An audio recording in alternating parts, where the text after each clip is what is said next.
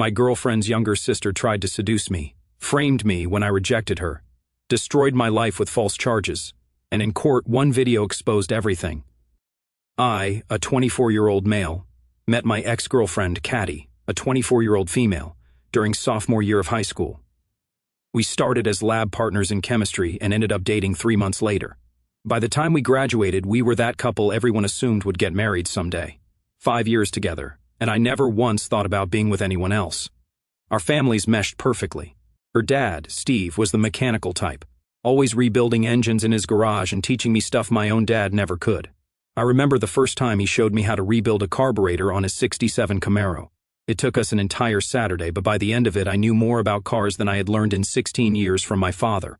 Her mom, Diane, treated me like another son, always making sure I took home leftovers and calling to check on me during exam weeks. My parents were the same with Caddy. Mom would take her shopping, and my dad helped her pick out her first car, a used Honda Civic with low mileage that he negotiated down by $1,500. We had holiday traditions, vacation spots, inside jokes, all the stuff that comes from being together through those formative years.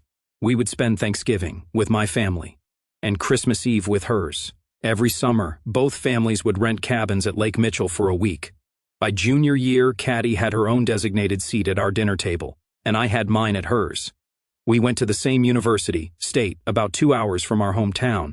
It was not planned that way initially. She was considering coastal, about 5 hours south. But when I got a partial scholarship to state for computer science, and she got accepted to their education program, ranked 3rd in the country, it just made sense. We did not live together. She was in the education dorm, and I was in tech housing. But we saw each other daily, had the same friend group, studied at the same coffee shops, and planned our future together. Our lives were completely intertwined. Her younger sister, Amy, was always on the periphery of our relationship. She was 3 years younger than us, and was just entering high school when Caddy and I were heading to college. At first, she was just the annoying little sister, always wanting to tag along.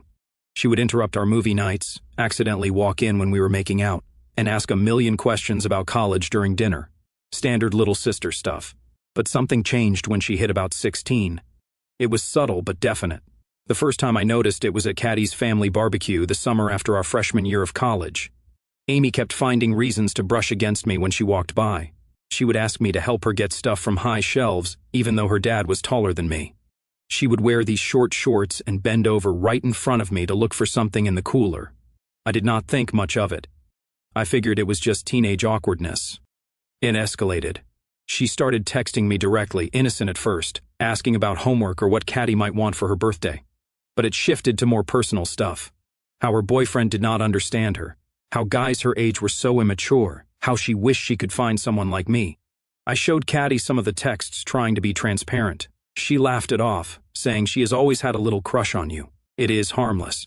It did not feel harmless when Amy started showing up to parties she was too young for because she knew I would be there, or when she would accidentally walk in on me changing at their house, or when she would wear increasingly revealing clothes around me.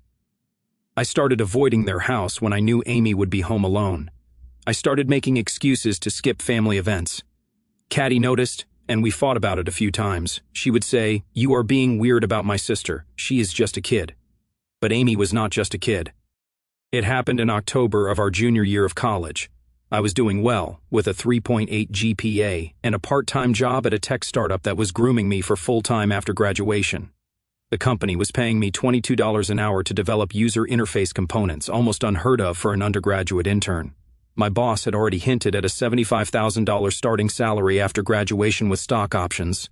I was even saving for an engagement ring, planning to propose after graduation the following year. I had about $4,800 stashed away in a separate account Caddy did not know about.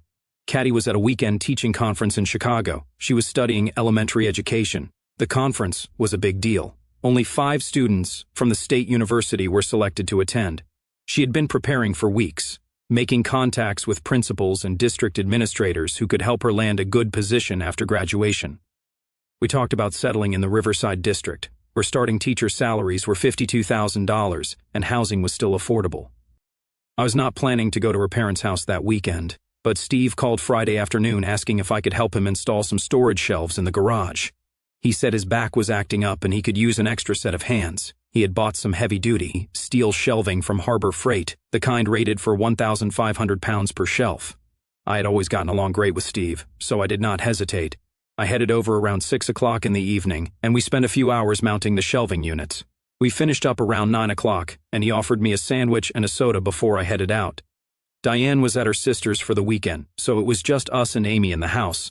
I was halfway to my car when Amy came running out the front door. "Wait, my laptop is acting weird and I have a huge paper due Monday. Can you look at it real quick?" Steve was right there and said, "Yeah, help her out before you go. You are good with that computer stuff." I followed her back inside. She led me to the kitchen table where her laptop was set up. The issue was simple. It just needed to clear her browser cache and restart. It took maybe 10 minutes. As I was getting up to leave, Amy moved into my path. "Thanks so much," she said, standing way too close. "You are always so helpful." I stepped back. "No problem. Tell your dad I said goodnight." She stepped forward again. "He went to take a shower. We are alone down here." She put her hand on my chest and looked up at me with this practiced expression I am sure she thought was seductive. "Amy, don't," I said, removing her hand. "This is not appropriate." "Why not? I am 18 now. It is not like it is illegal or anything. Because I am with your sister. I love your sister." She moved even closer, backing me against the counter. "She does not have to know. I have seen how you look at me." "What?" "I do not look at you anyway, except as my girlfriend's sister. This needs to stop." That is when she tried to kiss me. I turned my head and pushed her shoulders to create space between us. "Back off. This is never going to happen." Her face changed instantly. The flirty smile disappeared, replaced by something cold and hard. "You think you are too good for me? That I am just some stupid kid? This is not about you. It is about me and Caddy. Caddy, Caddy, Caddy. That is all anyone in this family talks about. Perfect Caddy with her perfect boyfriend and perfect future. It makes me sick." I grabbed my keys from the table. "I am leaving. Do not talk about this again." As I walked out, she called after me, "You are such a jerk. You will regret this." I drove home thinking she was just embarrassed and lashing out. I even felt bad for her in a way. I planned to talk to Caddy when she got back and figure out a way to deal with the situation. I had no idea what was coming. My roommate Tyler woke me up the next morning. "Dude, your phone has been blowing up for like an hour. Someone is trying really hard to reach you." I grabbed my phone from the charger. I had 17 missed calls and texts from Caddy, her parents, my parents, and mutual friends. My stomach dropped as I scrolled through them. "How could you call us now? What the hell is wrong with you?" I called Caddy first. She answered on the first ring, her voice thick with tears. "Caddy, what is going on? Like you do not know. How could you, Marcus? With my sister in my parents' house?" My blood ran cold. "Whatever Amy told you, it is not true. Nothing happened. She showed us everything. The texts from you, the bruises on her wrists. She told us how you have been coming on to her for months, how last night you forced yourself on her when Dad was in the shower. That is insane." I fixed her laptop and left. She tried to kiss me, and I turned her down. "That is it. Stop lying. She has proof." "The texts, Marcus. The texts you have been sending her for months." "What the heck? I never sent her anything inappropriate, ever. I saw them with my own eyes. Messages asking her to meet you, telling her what you want to do to her. They came from your number. They are fake. She must have faked them somehow. And I suppose she faked the bruises too. The ones in the shape of fingerprints on her wrists, the bruise on her back from where you pushed her against the counter." My mind was racing. "Yes, that is exactly what she did. I cannot believe I ever trusted you." Her voice was ice cold now. "Do not call me again. Do not text me. Do not try to contact me or anyone in my family. My dad is filing a police report right now." She hung up. I immediately tried calling back, but it went straight to voicemail. I texted her, "Please let me explain. This is a huge misunderstanding. I would never do this." There was no response. I threw on clothes and was heading to my car when my phone rang. It was my mom. "Marcus, where are you?" "I am going to Caddy's to straighten this out." "No, you are not. You are coming home right now." "Mom, I did not do anything wrong. Just come home. We will figure this out." I drove to my parents' house in a daze. When I got there, both my parents were waiting at the kitchen table, faces grim. "What exactly happened last night?" my dad asked without preamble. I told them everything, the shelves, the laptop, Amy's advances, me turning her down. They listened silently. My dad sighed. "Steve showed me the texts, son. They go back months. They are pretty graphic. They are not from me. She must have used some app to fake them. And the bruises, I never touched her. She must have done it to herself." My parents exchanged a look I will never forget, part concern, part doubt, part disappointment. "The police want to talk to you," my dad said finally. "I told Steve we would bring you to the station ourselves." The police interrogation lasted 6 hours. Detective Reynolds, in his mid-50s, with salt and pepper hair and zero patience, showed me printouts of texts supposedly from my number to Amy. These were sexually explicit messages going back 5 months, and photos I had never seen before, edited to look like Amy and I were together. "These are not mine," I kept saying. "I swear I never sent these. I never took these pictures." They did not believe me. Reynolds kept hammering the same points. "Why would she make this up? How did these messages come from your number? Why did you go to the house when you knew she would be there?" I tried explaining that her dad had called me for help, that I had been avoiding Amy for months because of her inappropriate behavior. Reynolds just scribbled notes and exchanged looks with the female officer in the room. By the end of the day, I was formally charged with sexual assault of a minor. Amy had just turned 18, but some of the fake texts were dated before her birthday. They added charges of electronic solicitation of a minor and sexual harassment. My parents posted the $50,000 bail. The conditions were no contact with Amy or anyone in the Clark family, surrender my passport, wear an ankle monitor, and observe a strict curfew. I was allowed to go home with my parents, but the nightmare was just beginning. State University did not wait for a conviction. They suspended me pending a disciplinary hearing on October 27th, but that was just a formality. The outcome was predetermined. Dr. Chambers, the head of the disciplinary committee, had already made public statements about protecting students and zero tolerance. I was expelled the following week, and my scholarships were revoked. The tech startup fired me the same day they heard about the charges. My boss, Mark, who had been mentoring me for over a year, did not even call personally. Human Resources sent an email terminating my employment effective immediately. My key card access was deactivated. My company laptop was remotely wiped, and I was told to ship it back in the prepaid box they would send. My bank froze my accounts due to an investigation, which meant I could not even access the $40,800 I had saved for Caddy's ring. Friends disappeared overnight. People I had known since elementary school suddenly could not remember my name. Social media became a war zone. Half my notifications were death threats. The other half were just people unfriending me. Caddy blocked me everywhere and changed her phone number. Her friends, who had been my friends too, posted long statements about standing with victims and cutting toxic people out. Photos of me were removed from their Instagram feeds as if I had never existed. My sister, Grace, was the only one in my immediate family who believed me without question. "Amy has always been obsessed with you," she said, "always asking me questions about you, trying to get me to show her your old yearbook photos." It was weird. My parents tried to be supportive, but I could see the doubt in their eyes. They got me a lawyer, Dave Hoffman, who paid my bail and let me move back home, but they also set rules.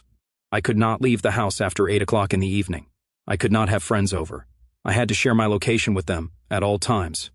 My dad started most conversations with, "If there is anything you are not telling us." My mom cried constantly. They never directly accused me, but they did not fully believe me either. The financial impact was immediate and devastating. I lost my tuition for that semester, $14,300. There were no refunds for expelled students. I lost my housing deposit, $1,800. I had to pay for a criminal defense lawyer, which drained my savings in about 3 days. Dave's retainer was $10,000, and he estimated the total cost could hit $50,000 depending on whether we went to trial. I could not get a job. Nobody wants to hire someone facing sexual assault charges. I tried gig work, but the ankle monitor made that nearly impossible. My parents covered my legal fees but reminded me constantly how much it was costing them. They had planned to use that money to help Grace with college next year. Now they were talking about second mortgages and cashing out retirement funds. The isolation was suffocating. People I had known my whole life, teachers, neighbors, family, friends, all looked at me differently, like I was something dangerous and damaged. Best case, they avoided me. Worst case, they left threatening notes on my parents' porch or shouted things when I walked by. The only people who stood by me without question were Tyler, my former roommate, and, surprisingly, Caddy's cousin Megan. Megan called me about 2 weeks after everything blew up. "I do not believe any of this," she said without preamble. "Amy has been jealous of Caddy forever, and she has always had a thing for you. She makes up stories all the time." "Like what kind of stories?" I asked, desperate for anything that might help my case. "Like, when she was 15, she told everyone she was dating this college sophomore who turned out to be completely made up. She even showed people texts from him that she had clearly written herself. And last year, she claimed her math teacher was hitting on her. But it turned out he just gave her a bad grade, and she wanted to get him fired. It helped to have someone from Caddy's family on my side, but it did not change my situation.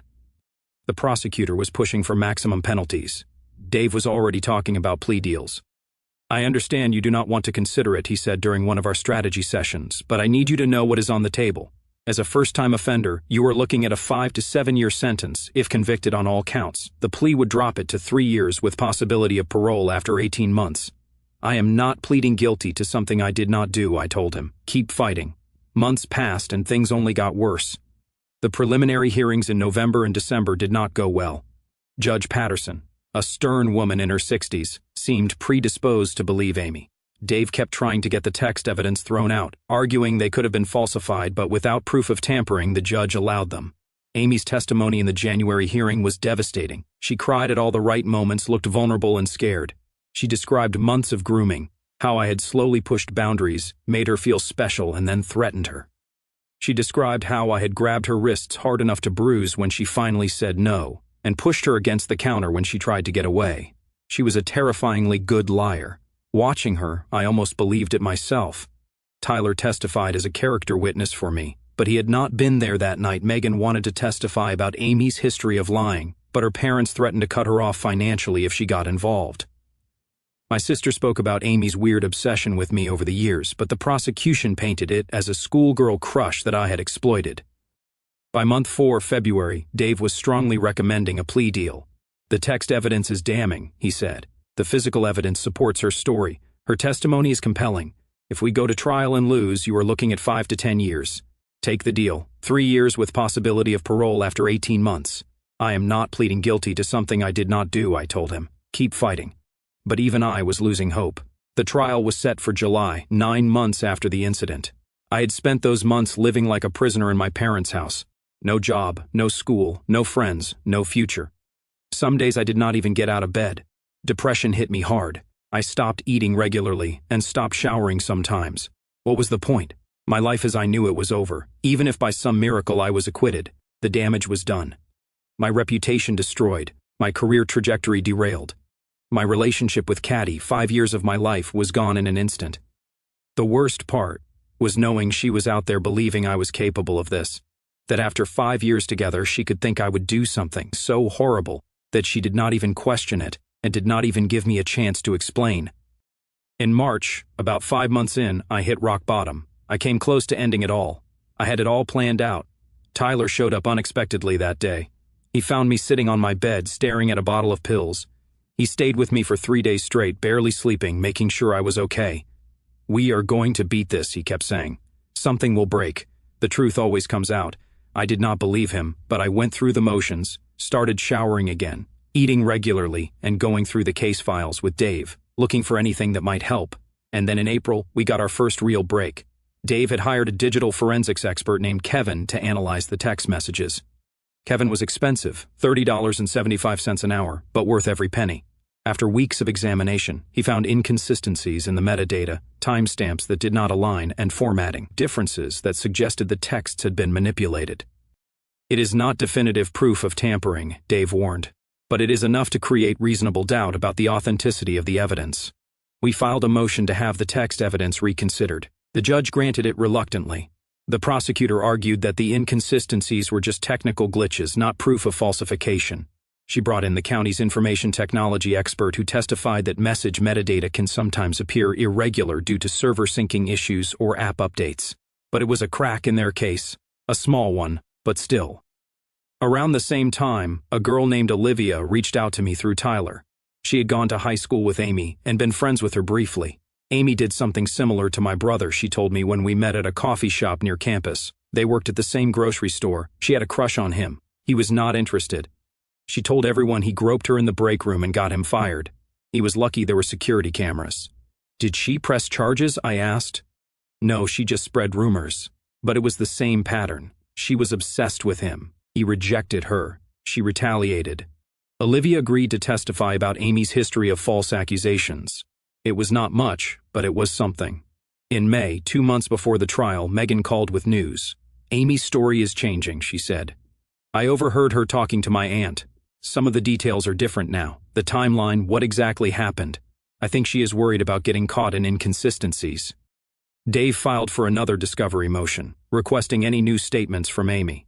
The prosecution objected, but the judge ordered them to provide updated testimony. Sure enough, Amy's story had shifted. Now she claimed I had been grooming her for over a year, not just months. She said the assault happened in the kitchen and continued into the living room. She said I had threatened her multiple times after that night, which is why she waited until the next day to tell anyone. This is good for us, Dave said. Changing stories make for less credible witnesses, but we still had no smoking gun, no definitive proof that she was lying. The trial date was getting closer, and my future still hung in the balance. The summer crawled by, and my ankle monitor chafed in the heat. My parents' house felt more like a prison with each passing day. The trial was set for July 17th, and as it approached, my anxiety spiraled.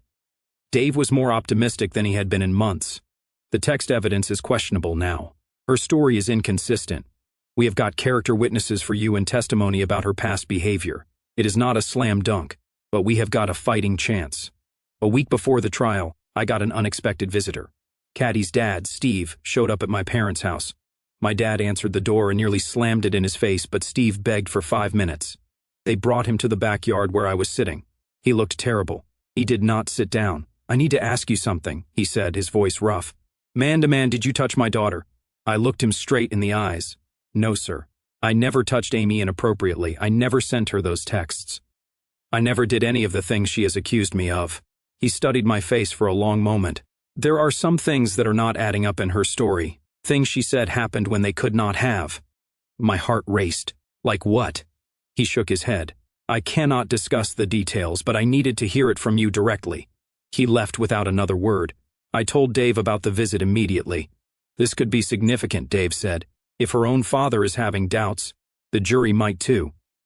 The day before the trial, the prosecutor called Dave with a new plea offer, 18 months, with possibility of parole after 9 months, to be served in a minimum security facility. They're getting nervous, Dave said. They know their case has weaknesses. I turned it down. After coming this far, I was going to see it through. Either I would be exonerated, or I would go down fighting. The night before the trial, I could not sleep. I sat on my parents' back porch until dawn, watching the stars fade, and thinking about how different my life should have been. I should have been heading into my senior year of college. I should have been planning a future with Caddy. I should have been working towards goals and dreams, not fighting to stay out of prison for something I did not do. When the sun came up, I showered, put on the suit Dave had brought me, and prepared to face whatever came next. The courthouse was packed. Local media had picked up the story of a small-town college student accused of assaulting his girlfriend's sister. People love that kind of drama when it is not happening to them. I saw Caddy for the first time in 9 months. She was sitting with her mother in the gallery behind the prosecutor. She did not look at me. She had lost weight, her cheekbones more prominent than I remembered. She kept twisting a tissue in her hands. Amy was there too, dressed conservatively, her hair pulled back, looking young and vulnerable, the perfect victim. My stomach churned. She did not look like someone carrying the weight of a massive lie. The trial began with opening statements. The prosecutor painted me as a predator who had used my relationship with Caddy to gain access to Amy, groomed her over time, then assaulted her when she finally rejected me. Dave countered with the story of a jealous younger sister who had manufactured evidence and accusations after being rejected herself. The prosecution presented their evidence first, the texts, photos of Amy's bruises, and medical reports confirming the injuries were consistent with her story. Then came Amy's tearful testimony, which she had clearly rehearsed. She stumbled a few times when pressed on the inconsistencies in her story, but quickly recovered, claiming she had been traumatized and confused about some details. During cross-examination, Dave focused on the changing timeline. In your initial statement to police, you said the assault occurred at approximately 9:30 p.m. Is that correct? Yes, around then. But in your revised statement from May, you said it started at 9:45 and continued until after 10 o'clock. Which is it? I told you I was traumatized. I did not look at a clock during the assault. And in your first statement, you said the incident occurred only in the kitchen, but later you added the living room. Why the change? I was trying to forget parts of it, but in therapy, I have been working on facing the whole truth. She had an answer for everything. Our turn came on the 3rd day. Dave methodically dismantled the prosecution's case. He presented the digital forensics report, highlighting the metadata inconsistencies in the texts. He called Olivia, who testified about Amy's previous false accusation against her brother. He called Tyler and other character witnesses who spoke about my relationship with Caddy, my general behavior around women, and my character. Olivia's brother Jason flew in from Arizona to testify.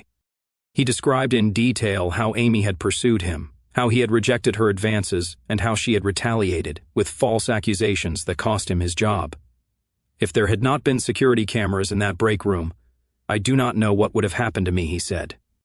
On the fourth day, during a brief recess, Dave got a call. His face changed as he listened. "We need to get back to the courtroom immediately," he said, already gathering his papers. When court resumed, Dave requested permission to introduce new evidence. The judge asked the nature of the evidence. "Security camera footage," Dave said, "from the Clark residence on the night in question." The prosecutor objected immediately. "This is the first we are hearing of any security footage. This is clearly an attempt to ambush the prosecution, Your Honor." "We only just received this evidence ourselves," Dave countered. "Mr. Clark installed a Nest camera in his garage last year due to a series of break-ins in the neighborhood. The camera has a view of the kitchen door. Mr. Clark only recently realized it would have captured the defendant leaving on the night in question. The judge allowed it over the prosecutor's continued objections. Steve was called to the stand to authenticate the footage. He would not look at me or at Amy.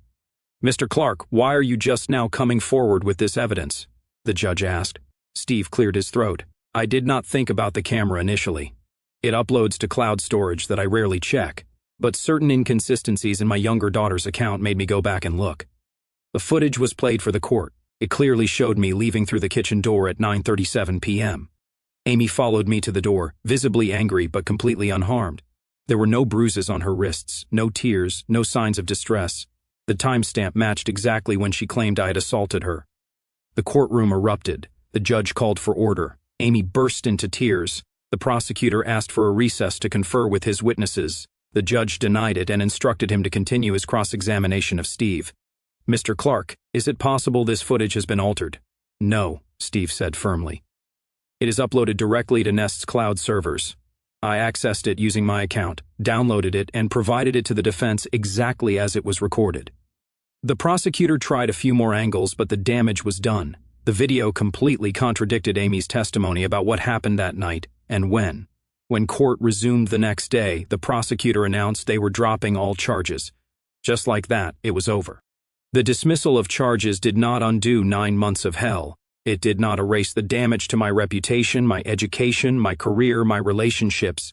It did not give me back the life I should have had.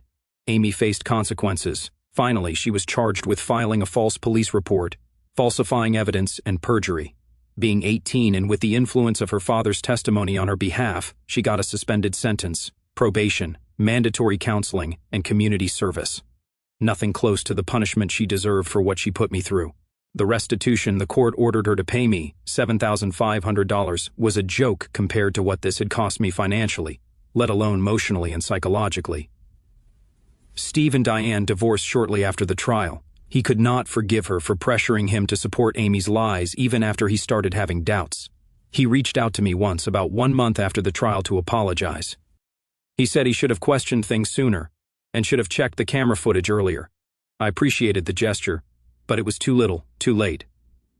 Caddy tried to contact me repeatedly after the charges were dropped. She sent texts, calls, emails, and messages through mutual friends. She said she was sorry for not believing me, for not giving me a chance to explain. She said she missed me and wanted to try again. I blocked her number, her email, and all social media. 5 years together, and she believed the worst about me without a moment's hesitation. Some betrayals you cannot come back from. My parents wanted to reconcile too. They said they were sorry for doubting me, but I could not forget the looks on their faces during those months, the constant questions, and the unspoken suspicion. I keep them at arm's length now. I call on holidays and visit occasionally, but there is a distance that was not there before. The university would not take me back. They said the expulsion stood, regardless of the criminal case outcome. I filed a lawsuit against them for wrongful expulsion and discrimination. It is still working its way through the courts 3 years later.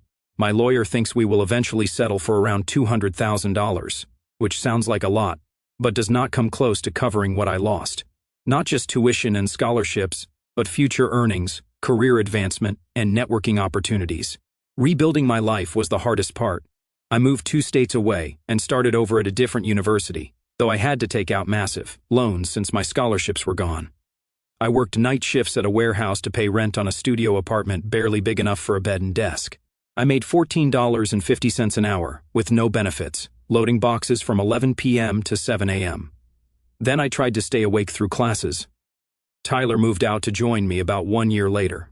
He got a job at the same warehouse while he finished his degree online. Having someone who knew me before, who stood by me through everything, helped more than I can say. Megan stays in touch. She was ostracized by her family for supporting me, but she does not regret it. I always knew Amy was trouble, she says. I just did not know how much. She finished her degree and moved to Seattle last year. We still talk weekly. It has been 3 years since the charges were dropped. Almost 4 since that night in the kitchen. I finally got my degree last spring. I found a decent job in software development. It is not the career trajectory I planned on, but it pays the bills. I make $68,000 a year, with decent health insurance and a 401k match. I am slowly building a new life, one that is not defined by what happened. Some days are harder than others. Some days I wake up angry at all that was taken from me. Other days I am just grateful to have been cleared, to have avoided the far worse fate that could have been mine if that camera footage had not existed. If Steve had not installed that camera, or if he had not gone looking through the footage, I would likely be sitting in a cell right now. My entire future hinged on a piece of technology that could easily have not been there. The financial impact continues. I am $86,000 in student loan debt. My credit was destroyed during those 9 months when I could not make payments on anything. My parents burned through most of their retirement savings on legal fees. Dave's final bill came to $73,500. It was worth every penny, but it will take years for my family to recover. Dating is complicated. I am always paranoid about how much to share and when. If I tell a new girl too soon about what happened, she might see me as damaged goods, or wonder if there was some truth to it. After all, if I wait too long, it feels like I am hiding something important. I have had a few short relationships, but nothing serious. Trust does not come easily anymore. Olivia and I keep in touch too. Her brother went through something similar to me, though on a smaller scale. We get together sometimes to talk about it. There is comfort in knowing someone else who understands. I check public records occasionally to see what Amy's up to. She finished her degree, moved to Portland, got a job in marketing, and posts happy pictures on Instagram like she never tried to destroy someone's life. Her probation ended last year. Sometimes I wonder if she even feels guilty, or if in her mind she was the wronged party somehow. The lawsuit against the university drags on. My lawyer says they are just running out the clock, hoping I will get tired and settle for less. It is frustrating, but I'm not backing down. It is not even about the money anymore. It is about making them acknowledge what they did.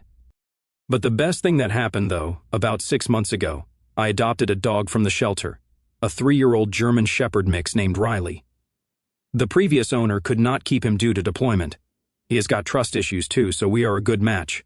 We have been inseparable. He guards the apartment and goes hiking with me on weekends. He is the best roommate I have had since Tyler. If there is a lesson in all this, I guess it is that you never really know people. The ones you expect to stand by, you might be the first to believe the worst. And sometimes help comes from unexpected places, like your girlfriend's cousin who barely talked to you at family gatherings, or the security camera her dad installed and forgot about. I do not know if I will ever fully get over what happened, but I am doing my best not to let it define the rest of my life. I have got a decent apartment now, a job I do not hate, a loyal dog, and a small circle of friends I can trust.